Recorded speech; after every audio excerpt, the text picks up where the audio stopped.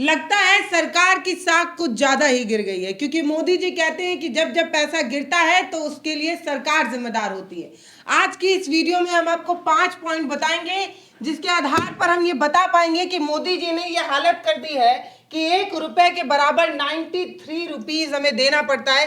करीब करीब इतना पैसा जब आप देंगे तब आपको $1 मिलेगा। उसके लिए मोदी जी जिम्मेदार है। हम 5 पॉइंट जो है उसके आधार पर ये समझाएंगे। तो ब्रिजेन जी समझाइए कि कैसे हम जो है इस हालात में पहुंच गए कि 90 नहीं अब 93 रुपए प्रति $1 के लिए हमें भुगतना पड़ रहा है। देखिए, रुपया जितना तेजी से पिछले 10 सालों में गिरा है उतना तेजी से पिछले 70 सालों में नहीं गिरा था। उसको साबित करने के लिए हमारे पास ये चार्ट है याहू फाइनेंस का, और यहाँ अगर आप 2014 जिस कार में मोदी जी आए थे अगर वहां देखेंगे तो 60-62 रुपए 59 रुपए ये जो है आपको रुपया नजर आएगा 60 के आसपास का।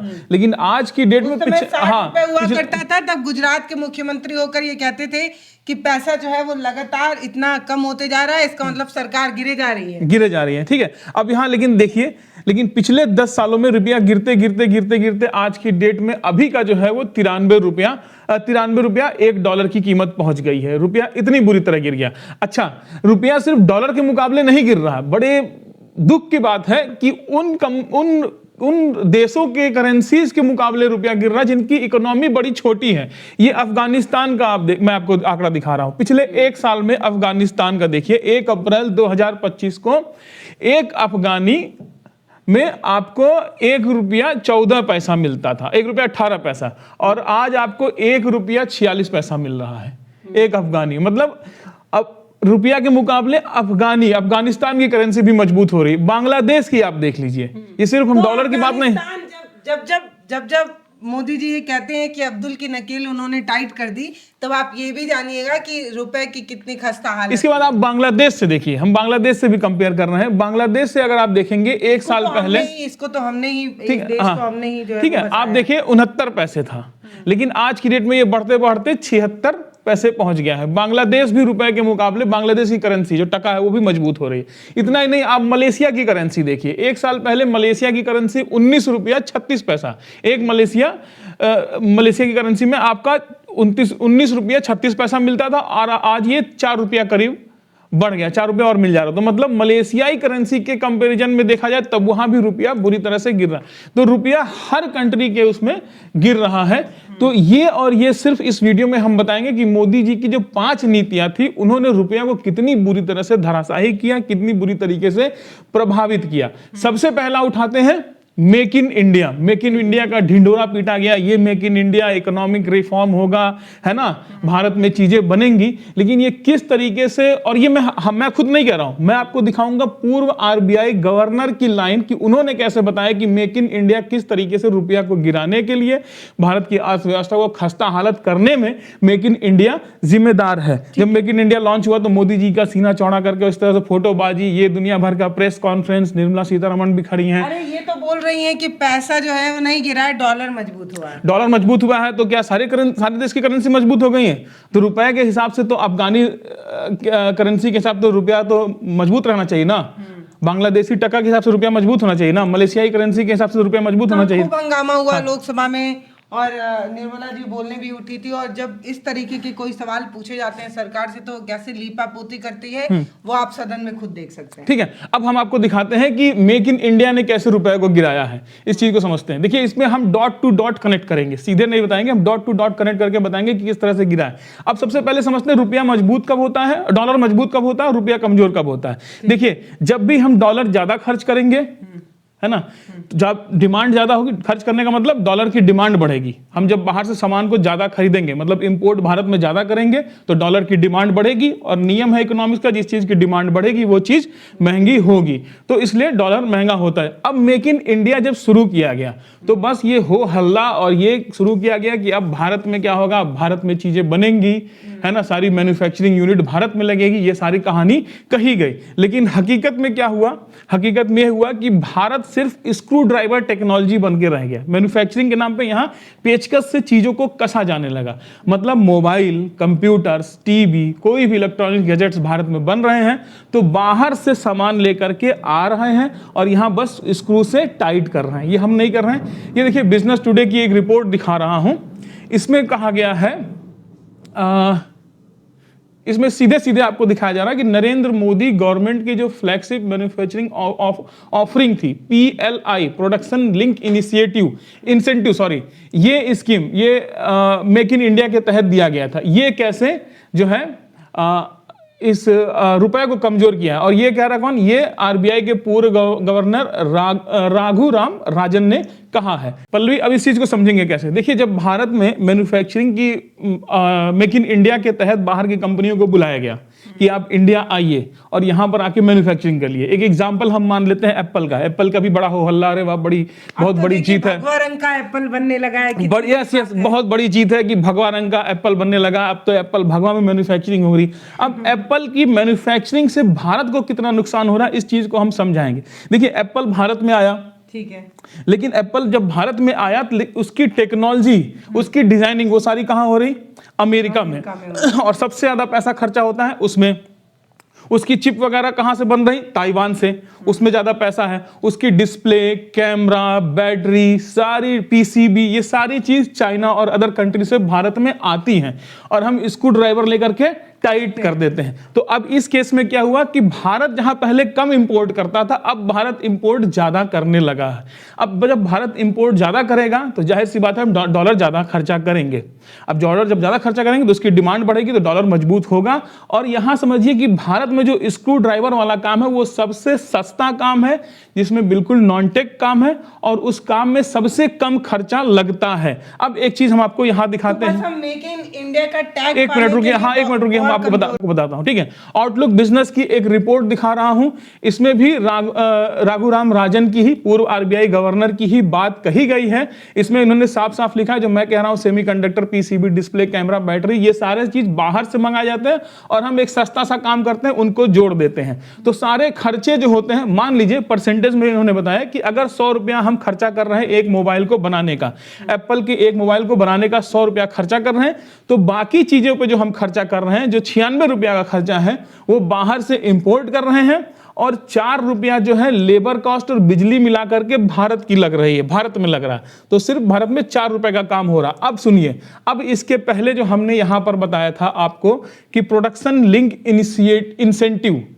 इसके तहत मोदी सरकार ने क्या किया कि भारत में आप कुछ भी प्रोडक्शन करेंगे तो उस पर हम आपको 4 से 6% का क्या दे देंगे? इंसेंटिव दे देंगे। अब यहां पर क्या हुआ कि जैसे एप्पल 100 रुपए का बना रही है तो उसमें सिर्फ 4 रुपए भारत में खर्चा कर रही है, और 100 रुपए बनाने के बाद मतलब जितनी आपकी कॉस्टिंग आएगी PLI के तहत, प्रोडक्शन लिंक इंसेंटिव के तहत जितनी आपकी लागत आएगी उसका हम 6% आपको देंगे इंसेंटिव। तो 4 रुपए उसने भारत में खर्चा किया और इंडियन गवर्नमेंट ने 6 रुपए जो है फिर से उसको वापस कर दिया। किसको? एप्पल को। तो यहां भारत का बहुत बड़ा नुकसान है। भारत में कुछ नहीं हुआ। भारत में इस तरह की कई कंपनियां और भारतीय कंपनियां जो भारत में पनपी, वो सिर्फ और सिर्फ चाइना को, अर्थव्यवस्था को मजबूत किया, वहां से इंपोर्ट किया, यहां स्क्रू ड्राइवर से टाइट करके हमको भेजा और इससे इंपोर्ट हमारा बढ़ा। और इंपोर्ट बढ़ने के साथ क्या हुआ कि भैया गवर्नमेंट ने भी उनको इंसेंटिव दे दिया। इंसेंटिव देने की वजह से कि भारत के इनकम टैक्स पेयर पे हम लोग पर बहुत बड़ा दबाव बना, जिसकी वजह से महंगाई बढ़ी। वो भी एक कारण है डॉलर को मजबूत करने का। तो ये एक रिपोर्ट है द वायर की, जिसमें राघुराम राजन जो पूर्व है ना RBI के गवर्नर थे, उन्होंने इस चीज को साझा किया। तो मतलब आप समझिए कि ये सबसे बड़ी मूर्खता है।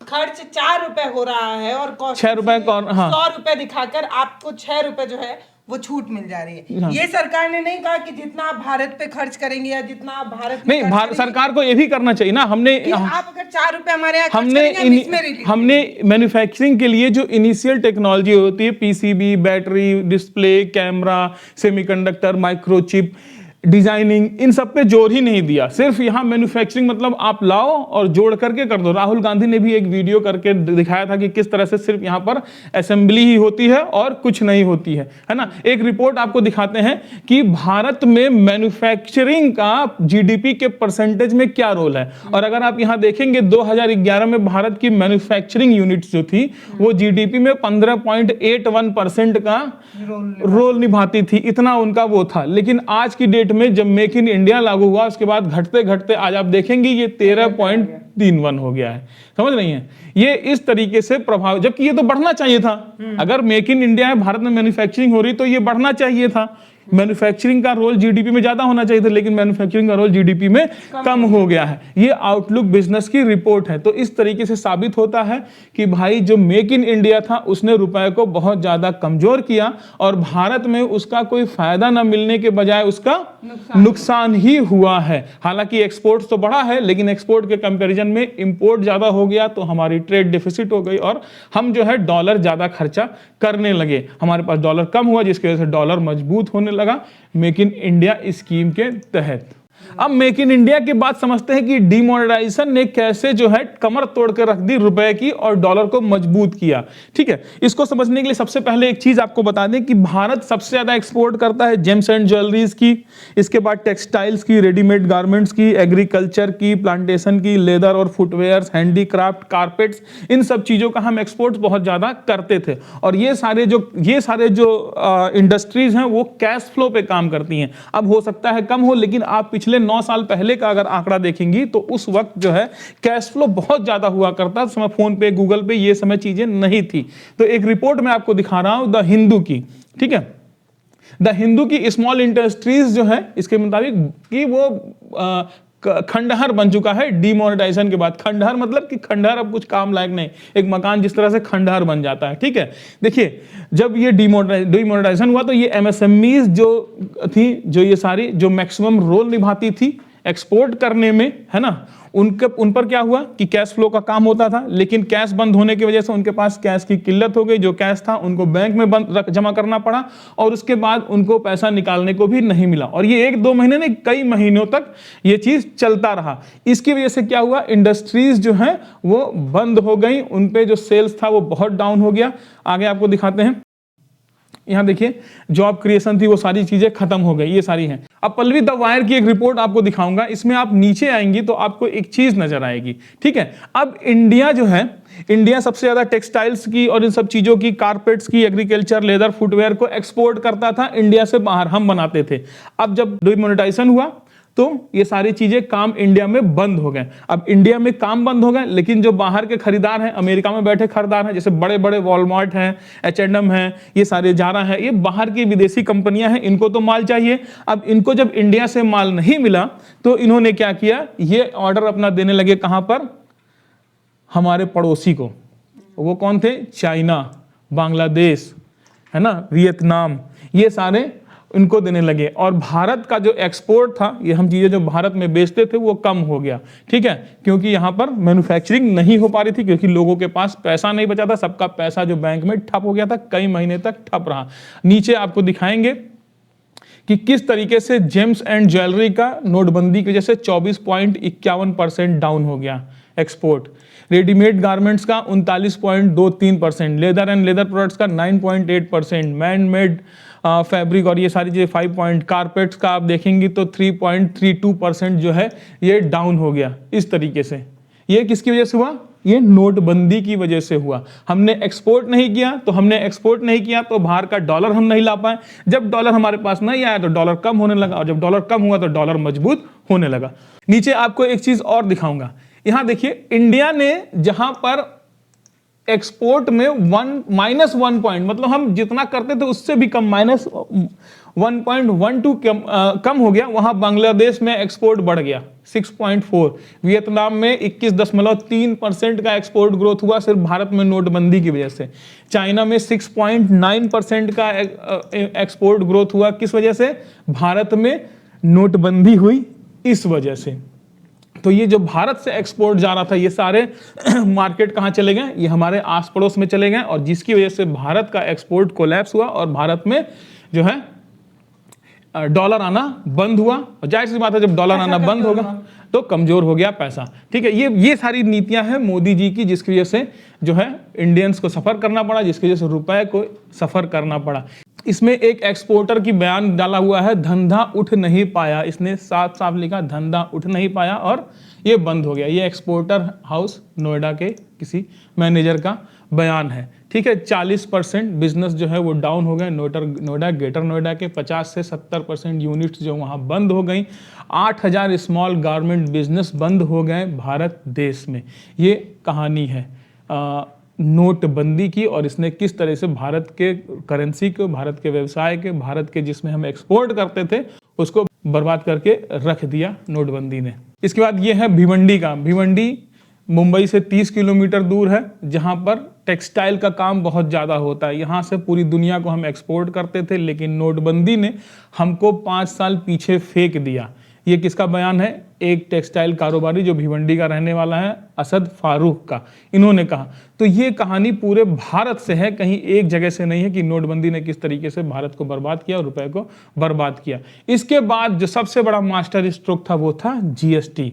अब समझते हैं जीएसटी ने कैसे रुपए को कमजोर किया। जीएसटी सबसे पहले इसकी टाइमिंग क्या थी? नोटबंदी 2016 में और 2017 में जीएसटी, एक साल। मतलब इंडस्ट्रीज जो थी, एक्सपोर्ट इंडस्ट्रीज, वो नोटबंदी से उभर नहीं पाई थी कि उनके ऊपर दोहरा मार पड़ गया। किसका?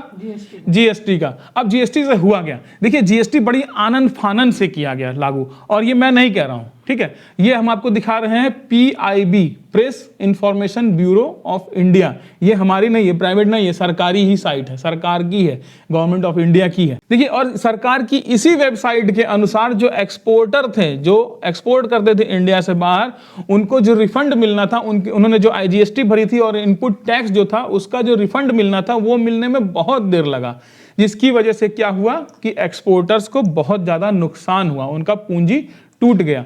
तो पल्लवी देखिए होता क्या, जब कोई एक्सपोर्टर माल तैयार करता है तो उसको पहले रॉ मटेरियल खरीदना होता है। रॉ मटेरियल खरीदने पे उसको 18%, 5% जो भी खरीद रहा है उसको जीएसटी भरनी पड़ती है। जीएसटी भरने के बाद वो खरीदता है, उसको बनाता है, और बनाने के बाद वो माल को बेचता है। बेचने के बाद वो आईटीआर दाखिल करता है, जिसके बाद उसका जो जीएसटी और इनपुट होता है, जो टैक्स जमा करता है, वो उसको रिटर्न मिलता है। ये चीजें होती। लेकिन इस केस में क्या हुआ, इकोनॉमिक्स टाइम्स की एक रिपोर्ट के हिसाब से हम आपको बताएंगे। इसमें क्या हुआ कि बहुत सारे जो एक्सपोर्टर्स थे, जिन्होंने जीएसटी देकर के रॉ मटेरियल को खरीदा, उसके बाद उन्होंने माल को बेचा, और माल बेचने के बाद जब उन्होंने आईटीआर फाइल किया तो जीएसटी में इतनी कमियां थी कि उनको 7 महीने लग गए अपना रिटर्न पाने में। और ये छोटा मोटा अमाउंट नहीं था, ये बहुत लाखों का अमाउंट था, है ना। फिर दोबारा रॉ खरीद ही नहीं पाए इसके बाद, जिसकी वजह से उनका पैसा सरकार के पास फंसा रह गया और वो पैसा उनको मिल नहीं पाया। जिसकी वजह से क्या हुआ कि दोबारा उनको जब ऑर्डर आया तो ऑर्डर रिजेक्ट कर दिया उन्होंने, ऑर्डर नहीं ले पाए क्योंकि पूंजी नहीं था। पूंजी कहां फंस गया था? सरकार अपने पास जीएसटी पोर्टल पे 7 महीने तक फंसा के रखी थी। ये इकोनॉमिक्स टाइम की रिपोर्ट है, ठीक है। इससे क्या हुआ, इससे उनकी कैपिटल को टूट गया, वर्किंग कैपिटल खत्म हुआ, और उन्होंने फिर ऑर्डर नहीं ले पाए, माल को मैन्युफैक्चर नहीं कर पाए, और धंधे में बहुत ज्यादा नुकसान हुआ। जिसकी वजह से फिर वही कि भाई ऑर्डर किसके पास चला गया? आसपास के देशों में, आसपास के कंपटीटर के पास ऑर्डर जाना शुरू हो गया। 80% of the refund is pending and the tax authorities are not accepting the application of the ITC. समझ नहीं है? 80% से ज्यादा रिफंड जो है वो पेंडिंग पड़े हुए थे, और टैक्स अथॉरिटीज क्या कर रही थी? एप्लीकेशन ही नहीं एक्सेप्ट कर रही थी आईटीसी का, है ना। जो टैक्स लिया था उस टैक्स को रिफंड ही नहीं करी थी। तो ये बहुत बुरी तरीके से जीएसटी ने जो था एक्सपोर्ट को प्रभावित किया, और जब एक्सपोर्ट प्रभावित होगा तो डॉलर मजबूत होना तय है। मतलब ये योजनाएं सोच ठीक थी लेकिन इम्प्लीमेंट बेहतर नहीं। जीएसटी अच्छी है, लेकिन आनन फानन नोटबंदी के बाद जस्ट जीएसटी ला देना, बिना तैयारी के ला देना, जिसका नतीजा ये था कि लोगों के एक्सपोर्ट्स बिजनेस टूट गए, उनका धंधा जो हाँ। इसके बाद देखिए और क्या है। अब पल्लवी एक रिपोर्ट दिखाता हूं 2019 की, ये टाइम्स ऑफ इंडिया की रिपोर्ट है। इसमें आप देखिए कि किस तरीके से आनन फानन में, बिना प्लानिंग, बिना सोचे समझे, इंडियन गवर्नमेंट ने फॉरेन पोर्टफोलियो इन्वेस्टर्स, जो भारत में इक्विटी और बाकी चीजों में पैसा डालते हैं, जो विदेश में बैठे बैठे बड़े इन्वेस्टर्स हैं, भारत के शेयर्स मार्केट में पैसा डालते हैं, उन पर इन्होंने सरचार्ज लगा दिया। इसको बोला सुपर रिच सरचार्ज, है ना, और इसको नाम दिया। और क्या लगा दिया इन्होंने? सीधे कर दिया 15% से 25% कर दिया। किया। ये किसके लिए किया? जो 2 करोड़ से 5 करोड़ तक की इनकम जनरेट करते हैं, एफपीआई, फॉरेन पोर्टफोलियो इन्वेस्टर्स, उनका 15 से 25% कर दिया। उसके बाद 37% कर दिया जो 5 करोड़ से ऊपर का इनकम जनरेट करते हैं। बहुत ज्यादा टैक्स लगा दिया है ना, जो पहले 15 था सीधे 10% बढ़ा दिया इस तरीके से, जिसकी वजह से क्या हुआ, 40% फॉरेन पोर्टफोलियो इन्वेस्टर्स जो हैं वो वहां से क्या हुआ, हाई टैक्स रेट में आ गए और उन्होंने क्या किया, भैया अब यहां से भारत से पैसा निकालो। तब जब भारत से पैसा उनको निकालना है तो वो क्या निकालेंगे, डॉलर। भाई डॉलर लेके आएंगे ना, है ना, तो फिर डॉलर क्या, डॉलर की डिमांड बढ़ गई और रुपया यहाँ कमजोर हुआ। एक ये देखिए यहाँ है, foreign investor withdraw 3 billion US dollar Bharat के स्टॉक मार्केट से उस वक्त जो है निकाल लिए गए थे। ये बहुत बड़ी गलती थी सरकार की। फिर आनंद फानन में, जैसे जीएसटी में बाद में फेरबदल करते करते सरकार नहीं सही करती, फिर इन्होंने बाद में इसको जो किया विदड्रॉ किया, जो ये आपको दिख रहा है ना, जब यहाँ से 3 बिलियन डॉलर जो है यहाँ से भारत के स्टॉक मार्केट से इन इन्वेस्टर्स ने निकाल दी, जिनके बहुत बड़े पैसे लगे हुए थे यहाँ पर। ठीक है, देखिए 9,400 टोटल एफपीआई रजिस्टर्ड हैं भारत में और उनके 50 बिलियन जो है डॉलर लगे हैं इंडियन इक्विटी में लगे हैं। ठीक है, ये कहाँ के हैं, ये आपको यूएस के हैं, मॉरिशस के हैं, आयरलैंड के हैं, लग्जमबर्ग, सिंगापुर, यूनाइटेड किंगडम के हैं ये एफपीआई। तो इन पे सीधा इम्पैक्ट डाल दिया था सरकार के इस नियम ने, जो बिना सोचे समझे बनाया और जिसकी वजह से यहाँ पर इतना पैसा निकल गया था। इसके बाद भारत के कर्ज की बात करेंगे, किस तरह से भारत का कर्ज जो है 2024 में 663 बिलियन डॉलर पहुंच चुका है, जो इस वक्त 55 लाख करोड़ रुपए का कर्ज भारत के ऊपर है। ठीक है, जो 2014 में पता कितना था, ये मात्र 446 बिलियन डॉलर था, जो 26 लाख करोड़ का था। मतलब 2 गुना कर्ज पिछले 10 साल में भारत में पड़ गया है। जितना पिछले 60 साल में भारत पे कर्ज 70 साल में नहीं पड़ा था, मोदी 70 कर देना, पिछले 70 साल में भारत पे कर्ज नहीं, जितना कर्ज हुआ था उतना पिछले 10 साल में और कर्ज बढ़ गया है। मतलब 26 लाख करोड़ से सीधे 55 लाख करोड़ रुपए का कर्ज जो है ये भारत पे बढ़ गया है, जिसकी वजह से क्या हुआ है कि भैया हमारा रुपया जो है वो कमजोर हुआ है। तो ये सारी नीतियां हैं और भी बहुत सारी नीतियां हैं। जो कर्ज है जो हमारे ऊपर, ये बिल्कुल सही बात है। जो मतलब तमाम लोग ये कहते हैं कि अब जो बच्चा भी पैदा होगा उस पर भी इतना कर्ज है, सरकार ने हमें कर्ज ही दिया है और क्या दिया है, तो ये बिल्कुल सही बात है। ऐसा नहीं है कि तो ये तो गिन के मैंने 5 पॉइंट बताए हैं पल्लवी, जिसने रुपये को कमजोर किया है। अगर निकाले बैठेंगे तो 5-10 पॉइंट और निकल जाएंगे। अभी हमने लॉकडाउन का जिक्र नहीं किया, बहुत सारे जिक्र नहीं किए हैं, जिसकी वजह से रुपया इतनी बुरी तरीके से औंधे मुंह गिरा जा रहा है। फिलहाल 5 पॉइंट हमने निकाल के उन 5 पॉइंट को डालने की जिसमें मोदी बहुत वाहवाही करते हैं, मेक इन इंडिया, जीएसटी, नोटबंदी, ये सारे है ना, तो इसने पूरे भारत के इकोनॉमिक सिस्टम और पूरे रुपए की जो कमर तोड़ दी, उसकी हम जिक्र कर रहे थे। ठीक है, पिछले कुछ दिनों से लगातार सदन हो या सड़क, डॉलर और पैसे के गिरते हालात पर खूब चर्चा हो रही थी, तो हमने सोचा कि एक ऐसी, और जब तक हम बात कर रहे थे तब तक 1 पैसा और रुपया गिर चुका है। इस 10-15 मिनट में 1 पैसा रुपया और गिर गया हमारे बात करने में। देखिए कितनी खराब हालत है। हमने सोचा कि एक रिसर्च की जाए और ये पता लगाया जाए कि आखिर पैसा इतना गिर क्यों रहा है। फिर हमने आपको 5 वो वजह बताई जिसकी वजह से लगातार जो है वो पैसा गिरे जा रहा है। ऐसे और भी कारण हो सकते हैं, ऐसी और भी वजहें हो सकती हैं। एक बड़ी वजह युद्ध भी है, इससे हम जो है वो पीछे नहीं हट रहे हैं, लेकिन फिलहाल वो चीज़ें जिस पर सरकार अपनी खूब तारीफ करती है, खूब पीठ थपथपाती है, उन वजहों से भी रुपया जो है वो कमज़ोर हुआ है। आपको हमारी ये कवरेज कैसी लगी, ये आप हमें कमेंट सेक्शन में लिखकर बताइएगा। अगर आपको हमारा ये काम पसंद आ रहा है, जिसमें हम खूब मेहनत करते हैं, खूब पढ़ाई लिखाई करते हैं, रिसर्च करके आपके लिए आसान भाषा में वीडियोज़ बनाते हैं, अगर आपको हमारा काम पसंद आ रहा है तो चैनल को सब्सक्राइब ज़रूर करिए। बहुत धन्यवाद।